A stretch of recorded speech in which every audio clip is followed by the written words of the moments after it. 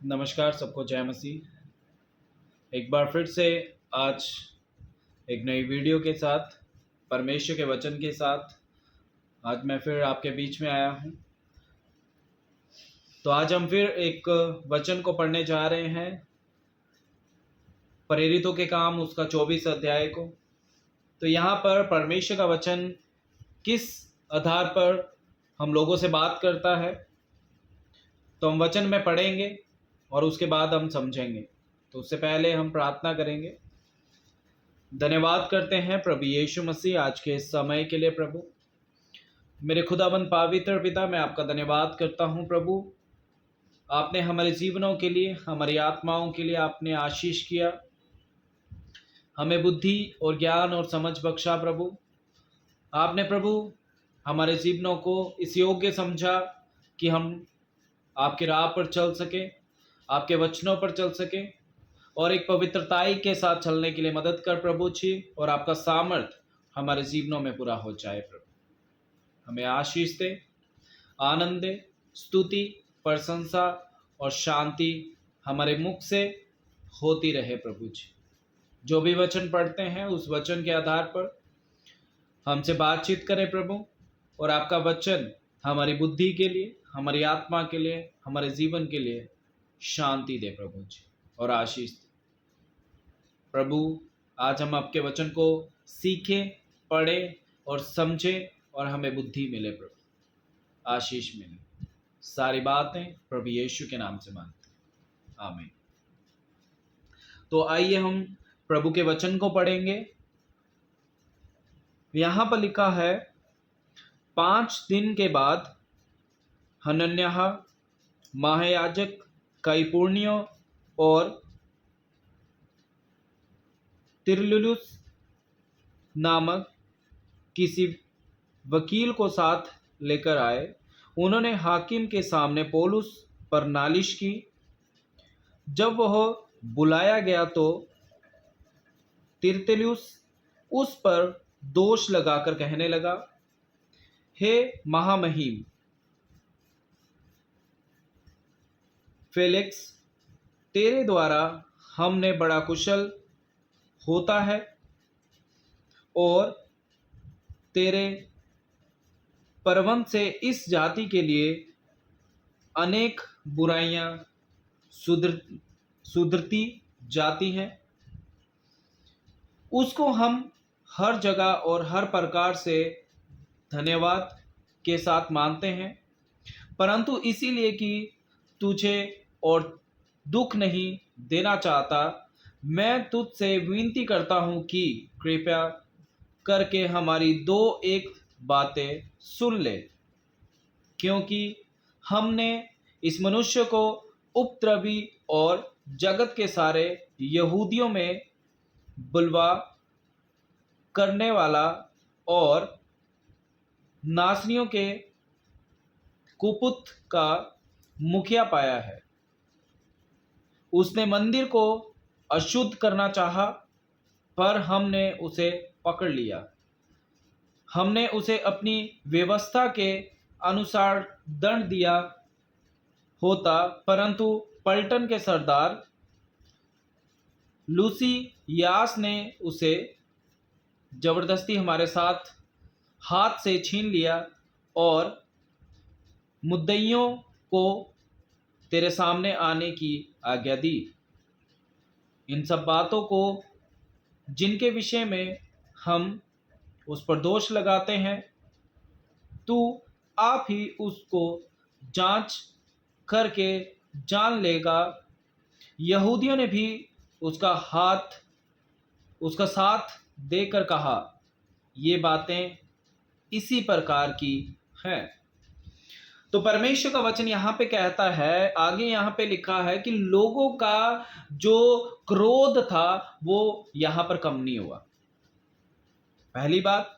और दूसरी बात, जो लोगों के अंदर उसके प्रति एक विरोध जो उठा हुआ था वो खत्म नहीं हुआ, क्योंकि उन्होंने एक अपने आप से एक बात ठान ली थी कि जब तक हम उसे मरवा ना डालें, जब तक हमें उसे घात ना कर डालें, तब तक हम ना तो खाएंगे और ना पिएंगे। क्योंकि परमेश्वर का वचन कहता है, परमेश्वर का आत्मा यहां पर यह कहता है कि किस तरह उसकी घात में वो लोग लग गए थे कि उन्होंने शपथ खाई कि जब तक हम उसे घात ना करें तब तक ना खाएंगे और ना पिएंगे। पर उनके बीच में परमेश्वर साथ था, परमेश्वर भी खड़ा था, परमेश्वर उसके साथ था, पौलुस के साथ था। और क्योंकि परमेश्वर उसे कोई भी आँच आने नहीं दे सकता था। यहां पे उन्होंने क्या किया, उन्होंने फिर उसे एक दोष लगाने के लिए उसे फिर वहां पे इकट्ठे हुए और उन्हें कहा कि तू देख, क्या ये व्यक्ति पापी है? क्या इसने गलत किया है?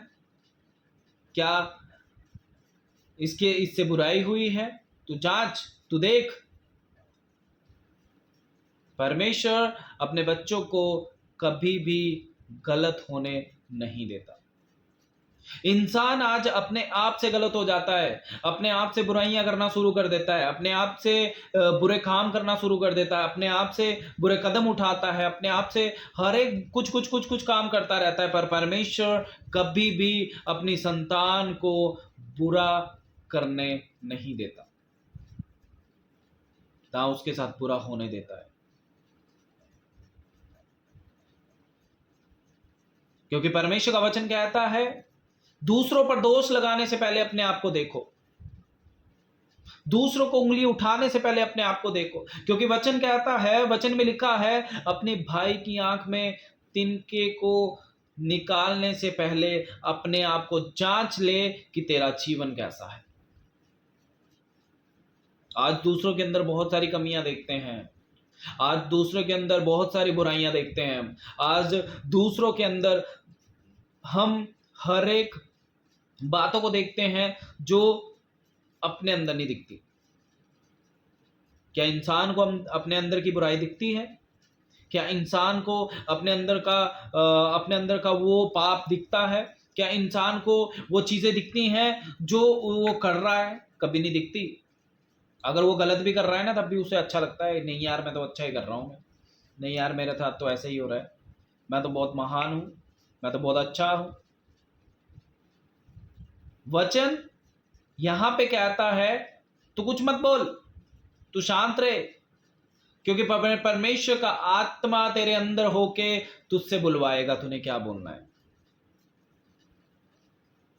पौलुस वहां पे खड़ा रहा, क्योंकि पौलुस जानता था कि ये सारी बातें व्यर्थ हैं, इसका कोई मतलब नहीं है, क्योंकि परमेश्वर मेरे साथ है। क्या आज भी आप इस बात को मानते हैं? परमेश्वर हमारे साथ है, पर कैसे? उसके लिए तो हमें वैसा बनना पड़ेगा, उसके लिए हमें अपना जीवन वैसा बनाना पड़ेगा, उसके लिए हमें अपने आप को तैयार करना पड़ेगा प्रभु के लिए। जैसे एक व्यक्ति लड़ाई करने के लिए तैयार रहता है, हाँ जी मैं तैयार हूं। क्या आप प्रभु के लिए तैयार हो? बेशक उसके पास कुछ भी नहीं है, ना तो हथियार है, ना कुछ है, ना कुछ है, बस वो एक मन से तैयार हो जाता है कि मैं तैयार हूं। क्या आप तैयार हैं? कोई भी तैयार नहीं होता है। बुरे काम के लिए हर व्यक्ति तैयार हो जाता है, पर प्रभु के काम के लिए कोई तैयार नहीं होता। लोग कहते हैं थोड़ी देर रुक जाओ, मैं अपना काम निपटा लेता हूँ, थोड़ी देर रुक जाओ मैं ये कर लेता हूँ, थोड़ी देर रुक जाओ मैं ऐसा कर लेता हूँ। आज बहुत सारे लोग ऐसे हैं जो कहते हैं मैं प्रार्थना करनी है पर करता हूँ थोड़ी देर के बाद, मैंने वचन पढ़ना है पर पढ़ता हूँ थोड़ी देर के बाद, मैं ऐसे करता हूँ ना ये काम पूरा कर लेता हूँ।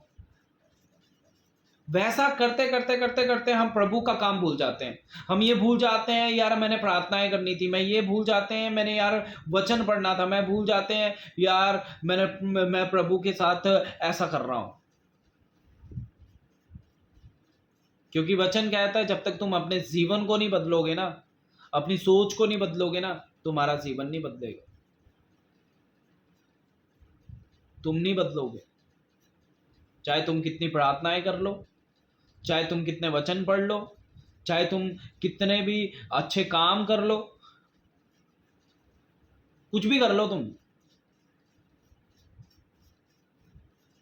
पर परमेश्वर का वचन कहता है जब तक तुम्हारा मन एक जगह पर स्थिर नहीं होगा तब तक तुम तैयार नहीं हो पाओगे। क्योंकि पौलुस जानता था कि कुछ नहीं होने वाला है, पौलुस को सब पता था, पर पौलुस ने कुछ नहीं किया, ना उसने कुछ बोला और ना कुछ किया। क्यों? क्योंकि परमेश्वर का वचन कहता है सूरों के सामने मोती फैलाने का कोई फर्क नहीं है, मतलब कोई भी मतलब नहीं है, उन्हें कोई फर्क नहीं पड़ता।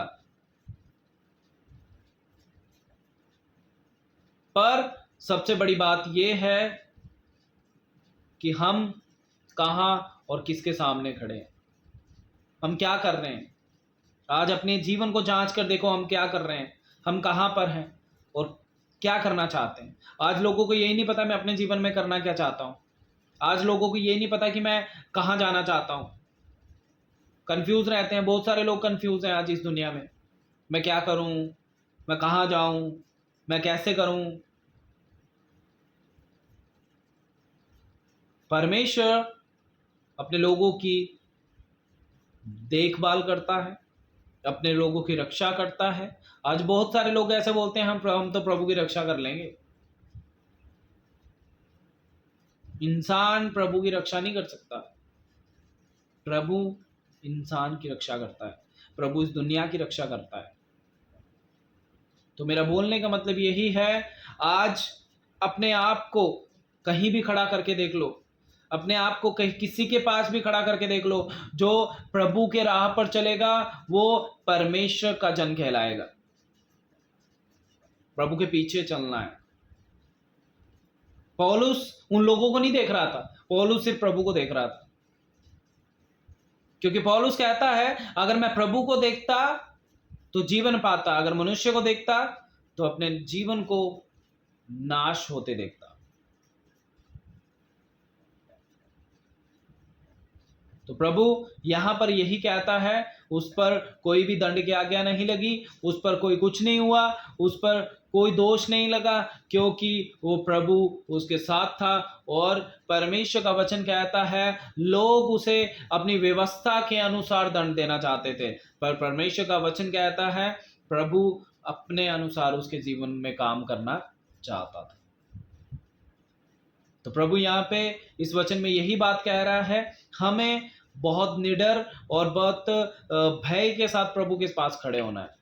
जब तक हम अपने जीवन को प्रभु के सामने नहीं लाएंगे तो प्रभु हमारे अंदर काम नहीं करेगा। तो इस वचन के द्वारा प्रभु आशीष दे, चंगाई दे और सबको सामर्थ दे। आमीन। सबको जय मसीह।